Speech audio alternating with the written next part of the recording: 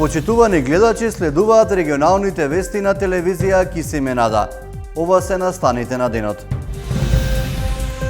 После 6 години изградба, шестоседот на Попова шапка денеска свечено беше пуштен во употреба.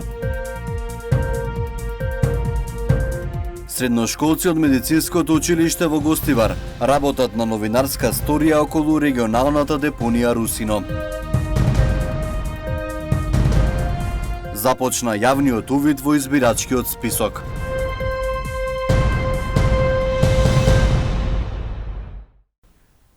Ова се регионалните вести. Започнуваме со првата вест. После 6 години изградба, шестоседот на Попова шапка денеска свечено беше пуштен во употреба.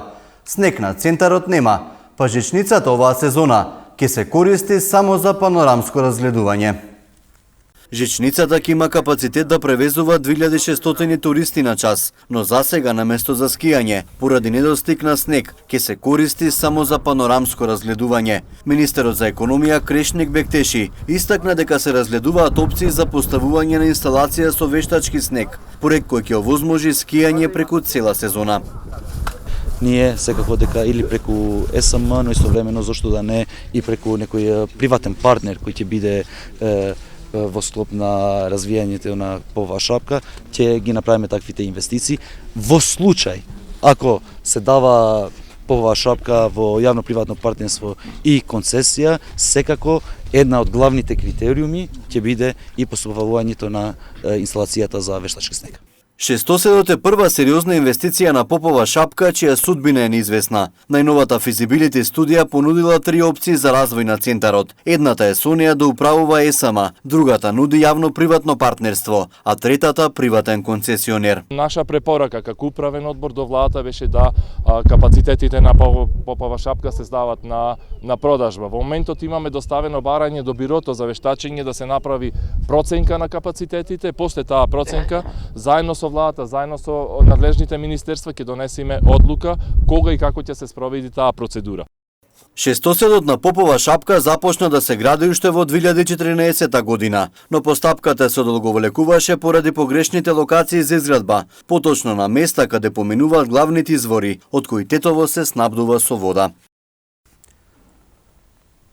Средношколци од медицинското училиште во Гостивар работат на новинарска сторија околу депонијата Русино. Активноста е дел од проектот за медиумска писменост, а има за цел да ги поттикне младите да се активираат во решавање на проблеми што ги засегаат. Средношколци од медицинското училиште во Гостивар се вклучуваат во одбележување на Европската недела на медиумска писменост. Тим од 4 ученици работи на новинарска сторија околу регионалната депонија за отпад Русино. Младите новинари велат дека одбрале тема од областа на животната средина, затоа што како медицинари сакаат да дадат свој придонес за почиста околина и заштита на здравието на граѓаните.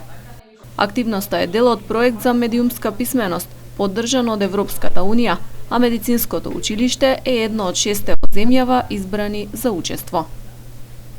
Целта и идејата на овој конкурс практично беше за средношколците да се стекнат со нови вештини новинарски или пак ако веќе имаат новинарски вештини да ги унапредат истите преку обуки, а потоа со поддршка од останатите медиуми нивната сторија да биде објавена.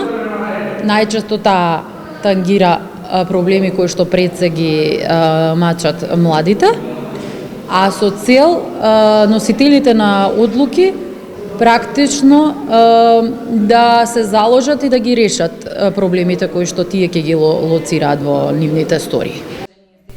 Ваквите активности се начин на кој младите се поттикнуваат да се активираат во актуализирање и решавање на проблемите што ги засегаат, вели Митевска. Секој од избраните тимови добива парична помош со цел реализација на нивната сторија, која што е повеќе нели символична. Поважна е пораката која што сакаме да испратиме преку овој проект. Е тоа дека практично младите треба да се интересираат за проблемите кои што ги мачат и да пробат нели истите на некаков начин да ги решат и да ги заинтересираат носителите на одлуки да работат на проблемите на младите и секако на крајот и да ги решат. Сторијата за депонијата Русино на средношколците од Гостивар ќе биде презентирана на настан за одбележување на Европската недела на медиумска писменост наредниот месец во Скопје.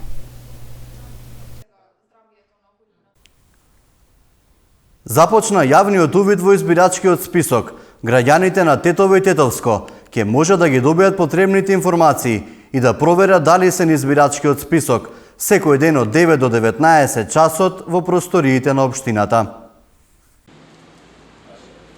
Од денеска започна јавниот увид во избирачкиот список. Граѓаните од Тетово и околината може да се упатат во просториите на општината за да проверат дали се наоѓаат на избирачкиот список.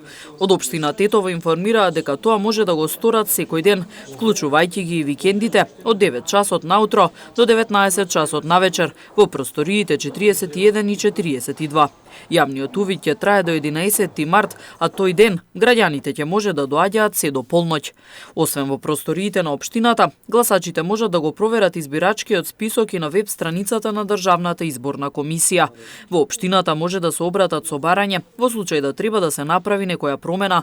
Од локалната самоуправа тврдат дека од управата за водење на матичните книги до општината секогаш доставуваат извештаи за починати лица со цел списокот да биде соодветен. Последните податоци од 16 февруари се дека вкупно во Тетовскиот регион има 265 изборни места, а 184.301 гласач. Во општина Тетово има 117 изборни места со 84.485 гласачи. Општина Теарце 30 изборни места со 22.297 гласачи. Општина Јогуновце со 21 изборно место и 10.206 гласачи. Општина Боговиње 38 изборни места со 27.811 гласачи. Општина Барвеница 24 изборни места со 15.546 гласачи и општина Желино со 35 изборни места и вкупно 23.956 гласачи. За сега, од локалната самоуправа информира дека гласачите од сите овие општини со информации може да се здобијат само во просториите на општина Тетово. Случај на облјуба врз малолетно девојче е пријавен во СВР Тетово. Во полицискиот билтен и информации за повредени пешаци во сообраќајка. Вчера 26 годишен тетовец во СВР Тетово пријавил дека претходниот ден околу 22 часот едно лице на возраст од 40 на години извршило облјуба врз малолетната ќерка на неговата сопруга. Во координација со јавен обвинител се преземаат мерки за расчистување на случајот. Вчера на улица Видоја Смилевски Батово Тетово, патничко возило Volkswagen Golf, управувано од 53 годишен тетовец, удрил во двајца пешаци на возраст од 54 и 51 година. Повредените пешаци се пренесени во Тетовската клиничка болница за укажување лекарска помош. Поради поседување наркотици, полицијата лишила од слобода повеќе лица. Марихуана е пронајдена кај две лица од Гостиварски Градец и едно од Тетовско Долно Палчиште, а во друг случај кај двајца тетовци на возраст од 19 години. При претрез во домот на 42 годишник од Мала Речица, како и при негов преглед, исто така била пронајдена марихуана. Вчера биле приведени 30 годишен гостиварец кој не ја почитувал мерката куќен притвор, а бил осуден на затворска казна за сторено кривично дело, неовластено производство и пуштање во промет наркотични дроги, психотропни супстанции и прекурсори, како и 49 годишен тетовец за издржување на затворска казна за сторено кривично дело тешка кражба. Во полицискиот билтен регистриран физички напад врз 20 годишникот Тетово од страна на две лица кои ги познавал. Сообраќајна незгода на булеварот Илинденска во Тетово. Возачот го оставил возилото и го напуштил местото. Во 13 часот и 10 минути на улица Илинденска во Тетово, во близина на Тетовско средно училиште, патничко возило БМВ со тетовски регистарски ознаки загубило контрола и излетало од коловозот. Направена е штета на метално електрично стебло од улично осветлување, како и на 3 украсни дрвца, информираат од секторот за внатрешни работи Тетово. Од таму додаваат дека возачот по ударот го оставил возилото и заминал. Полицијата работи на утврдување на идентитетот на возачот, причините за несреќата и сите околности поврзани со неа. Со цел спречување на насилно однесување на спортски надпревари, СВР Тетово започна со предавања во средните училишта на подрачјето.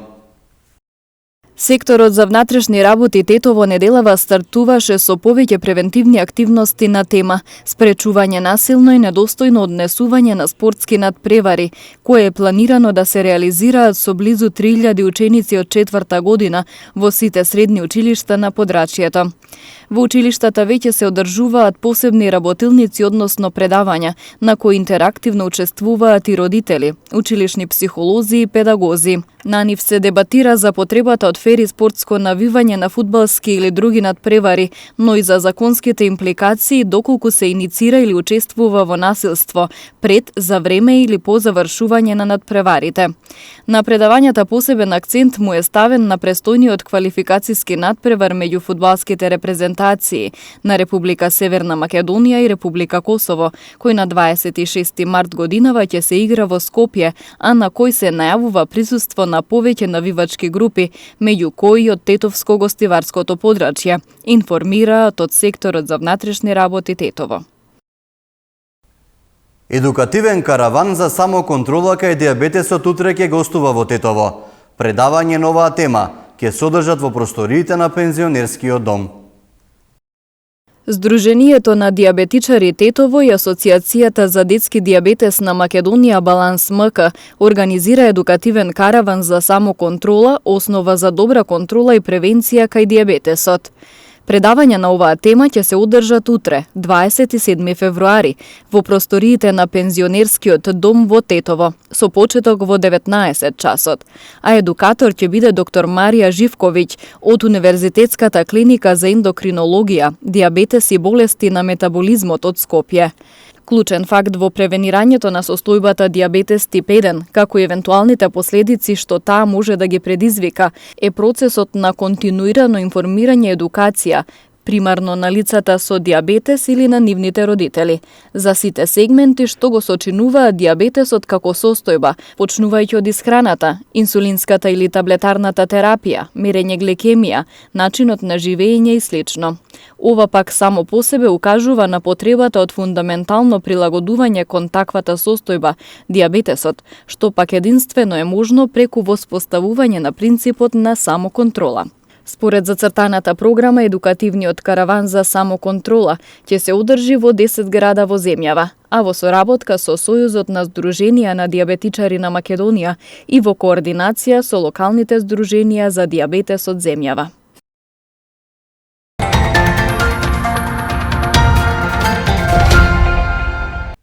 Екипата на Лирија веќе обезбеди пласман во полуфиналето на одбојкарскиот куп на Македонија, а тоа се очекува вечерва да го сторат и одбојкарите на Универзитет Тетово. Екипата на Лирија од Джеровјане обезбеди пласман во полуфиналето на машкиот одбојкарски куп на Македонија. Тие синоќа во спортската сала Гоце Делчев по втор пат ја совладаа Шкендија со максимални 3:0. Одбојкарите на Лирија на противникот му дозволија да освои на 2 пати по 13 поени и еднаш 14. Одбојкарите на Универзитет Тетово вечерва ќе го одиграат реванш мечот против УГАДА студентот Штип.